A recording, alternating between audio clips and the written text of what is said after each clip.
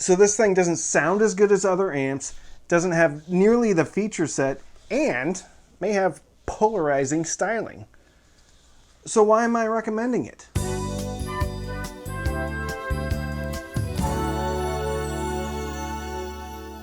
Hey, I'm Randy and you're watching The Cheap Audio Man. Here at The Cheap Audio Man, we talk about high value, hi-fi home theater and headphone equipment.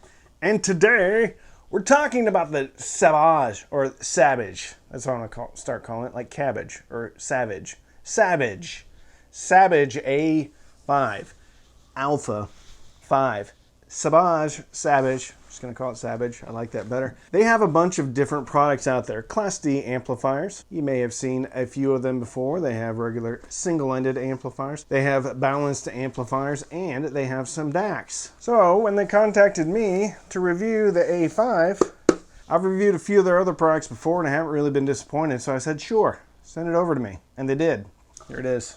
So the A5 is a little bit different because it utilizes ICE power modules. And those are Class D modules, and they are used in some higher end amplifiers, sometimes costing upwards of 10 times the price, maybe even more. And you know this is powered by ICE modules because it says ICE power on the top.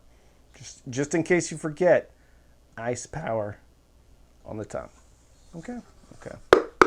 Built pretty solidly. Has 4 nice feet on the bottom. I've actually made a DIY amplifier that used 2 ICE modules. They were mono modules, but then you could put them together and have stereo. It didn't sound very good. And I'm not blaming the ICE power modules, I'm blaming myself because I probably did something wrong. It worked for about 10 minutes until I tried to move it and then something happened. And it's actually right up there in a box. I've never finished it again. My foray into ICE power modules didn't turn out all that great. Not blaming them though, because they're included in a lot of different amplifiers. ICE power must be doing something right, otherwise people wouldn't be buying them. Speaking of amplifiers costing more money, this one's $190. 190 bucks. Less than $200. You can bring home a Sabaj A5 today. I don't know, there may be some places that offer layaway. So maybe put a little bit down within 30 days, another payment, and then maybe 30 days later, this could be all yours. I don't know of anybody that does layaway right now for these though. Not saying it doesn't exist. Could be an option. Probably isn't one though. Styling. You're either gonna love it or you're gonna hate it. And I kinda love it. On the front here, on either side, you got 2 handles.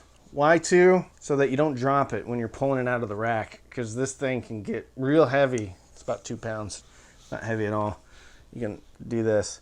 If you had an earring, you could probably hang it from your ear and it's not gonna hurt you. It's gonna be heavy, you're gonna tell that it's there, but it's not gonna rip your ear off. Then over here, one has a comically large power toggle. And that's good, just in case you got hammered in the face with some pepper spray because you made bad life choices, and then you came home and you really wanted to listen to music to take your mind off of how badly your eyes hurt. You're going to be able to find the power switch on this one. All right, oh, there it is. Turn it on. You're not going to lose the power switch because it's big. And it sticks out a good inch from the front. Okay, then you have a very nice Sabaj logo right here in the front. Maybe it's screen printed, I don't know. Laser etch, I don't know. Then a blue LED, one blue LED. That's it. And then a large volume knob. Doesn't click, doesn't do anything, but it doesn't grate against itself. It's smooth, it's nice. It's not super heavy, doesn't feel like it's metal. It's not bad, it's not good. Just a large volume knob. On the sides, there are these wavy things. Apparently they're heat sinks. I don't exactly know why they would need such great heat sinks. Besides, there's not a lot of ventilation. There's a little bit of ventilation here on the back. They talked about the heat sinks on the side on their webpage. How functional it is, I don't know. I mean, I didn't notice this thing heating up a whole lot when I had it running, but it's cool looking. Then on the back, you got more metal stuff. IEC power connection right there. Speaking of on the back from left to right, since on the front you have a comically large power switch, on the back you have a comically small input switch. So there's a 1 or a 2, and it's so small, feels like it could potentially break. It feels like a dip switch. Like you should switch this in one position and leave it there. Otherwise you're gonna break it. Huge power switch on the front, tiny input selector on the back. Next to that, there are 2 RCA inputs. No balanced inputs, just 2 RCA inputs. Next to that, you have your speaker outputs. They're decent binding posts, nothing special. Next to that, there is a 110 or 220 volt, so you can switch it. You don't have 110 volts to 220 volts. Outside of that, you're out of luck. Fuse, and then the IEC power connector. Looks good. To me, it looks good. Some people are going to think this thing looks ridiculous, and that's fine. I do wish maybe that they would have slimmed this down, the power switch, slimmed that down a little bit, even by half, even by a third, and then maybe move the input selection switch up front and maybe make it a bit bigger, a little bit more robust. Maybe a metal toggle. That would be cool. I like metal toggles. Point being, the decision to put the input switch on the back, have it so small, it feels so strange, confounds me. I don't know why they did that. It still works. It's just fine. Just an interesting decision. It's a bold strategy. We're going to see how it works out for them. Power ratings at 0.002% total harmonic distortion, and for anybody that's new to this, the lower the total harmonic distortion, generally the better. Anything really less than 1% is usable power. So if you see a power rating of 150 watts into 8 ohms or 4 ohms at 10% total harmonic distortion, that's not usable power. You're not going to be able to use it. You're going to be clipping if you're running that high of power. So it doesn't really matter. Anything 1% below, generally, that is what most people would consider to be usable power. The good news here is it has usable power. 50 watts into 4 ohms or 4 ohm load. So if you look at the back of your speaker, it says nominal impedance 4 ohms. This can drive it. 32 watts into 8 ohms. That doesn't sound like a lot, but I had this hooked up to the Polk R100s and I got them moving and shaking to the point where I was feeling the bass in my chest. I feel like, if anything, this may be a little bit conservative with its power ratings. Now, I don't have a way to test how much power is coming out of it except for my brain, and it's enough. There's plenty of power here. I had the Shelly Labs J2 DAC going into this thing as the source, and then I was running Tidal from my computer into it via USB. And that's about it. No remote, no internal DAC, no tone controls, no subwoofer out. It's just an amp with 2 RCA inputs.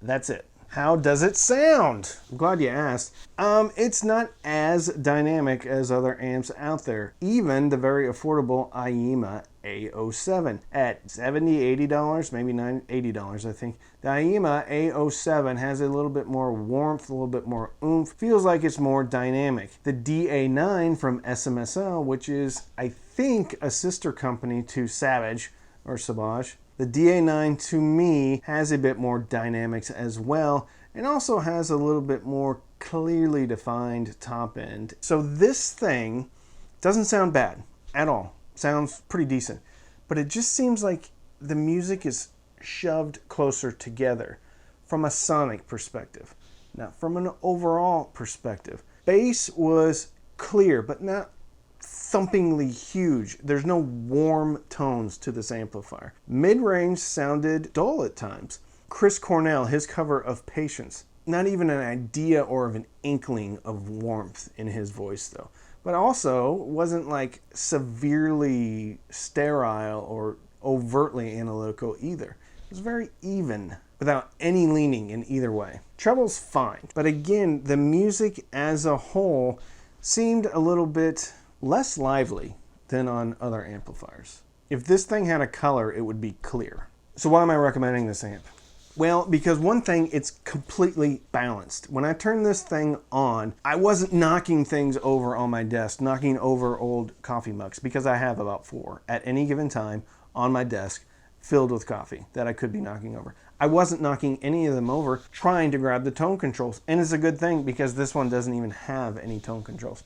Even though this thing seems a little bit, it's balanced as heck. The R100s are a pretty balanced speaker, but on most Class D amplifiers that I hook up to them, I need a little bit of tone controls. I didn't feel like I needed any. And again, it's good because they don't have any, but one can get a DAC or a preamp or a streaming preamp like the Arylic offerings or the Weem Mini offerings that have a little bit of DSP, so you can change the sound a little bit. Even the T8 from IEMA is a DAC. It's a little DAC headphone amp, has a little tube in the top. It has tone controls. I think what impressed me the most about this amp is the space. The placement of instruments and performers in space, the imaging. It was large and three-dimensional to the point where it reminded me of a tube amp. Not at all from a sonic characteristic, even though all tubes sound different. When someone says, oh, this sounds tubey, does it? Because I've heard a bunch of different tubes and they've all sounded a little bit different, and none of them gave me that tubey, warm sensation. Tubes don't always sound the same. Regardless, this doesn't necessarily sound like any of the tube amps I've had, but it gives the impression and the overall vibe of three-dimensionality that I have gotten from tubes. It was really impressive and really surprising when I got this. Not going to knock your socks off with any type of personality. It's personality-less.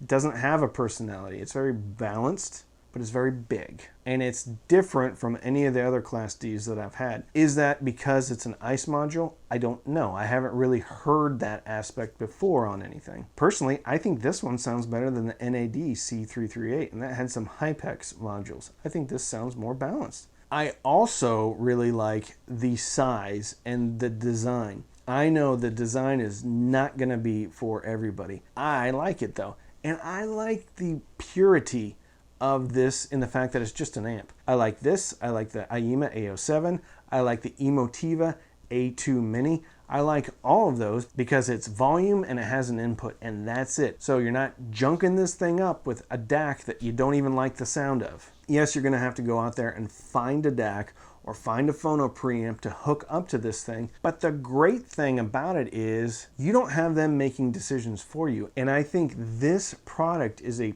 perfect foundation to build a system upon, because it's going to give you something that most other amplifiers in this price range aren't going to give you, and that's space and imaging. And for that reason, and really that reason alone, this gets a huge recommendation. At $190, I haven't seen another product be able to provide that level of soundstage and imaging. Even though I'm not crazy about how it sounds, I think with the right preamp, the right streamer, even putting an EQ on here, like the Loki or the Loki-S or the Bellari EQ, I think the Sabaj or Sabaj A5 is going to provide a foundation that is going to be unrivaled from what it does good and what it does well and what it really does better than anything else in the price range. And that's space, three-dimensionality. It sounds good already. It sounds really good as far as how even it is. With a little bit of spice on the bottom or the top end, you can get this thing sounding exactly like you want it, and then you're going to have the added benefit of it giving you a very live-like performance in your room. This isn't going to be for everybody, but for under $200, I think there's a ton to like if you understand what you're getting yourself into. The sound is unremarkable, but because of its unremarkability, it's going to pair up really with any speaker out there and a lot of source equipment. I really like the Sabaj A5. Not necessarily because of exactly how it sounds, but how it portrays and presents the music. You can spice it up if you want to here and there, but even without any tone controls, it was still good enough for me. And I think with its size, you could be putting this thing behind TVs, really wherever you want. Replace a soundbar, desktop amp, a lot of ways you can use this thing. So if you want to support the channel, you can sign up for Patreon, patreon.com/cheapaudioman. Every Sunday night we have Patreon-only Zooms. We also have a Patreon-only Facebook group. You can also sign up for Tidal or Amazon Music. There are links in the description. Click on the links, sign up. You get a couple of months for free. I think 3 months for free right now on Amazon Music. I think Tidal is back to 30 days only. You can also use the links in the description. Most of those links are affiliate links, which means if you click on them and you buy something through there, I will get a commission, but it doesn't cost you any more. So it's a great way to support the channel. So don't binge watch anything on Netflix or Hulu. Binge listen to your new Sabaj A5. Hook it up to whatever speaker you want because it's going to sound good and fill your soul with happiness. And with that, I'm Randy. I'm the Cheap Audio Man.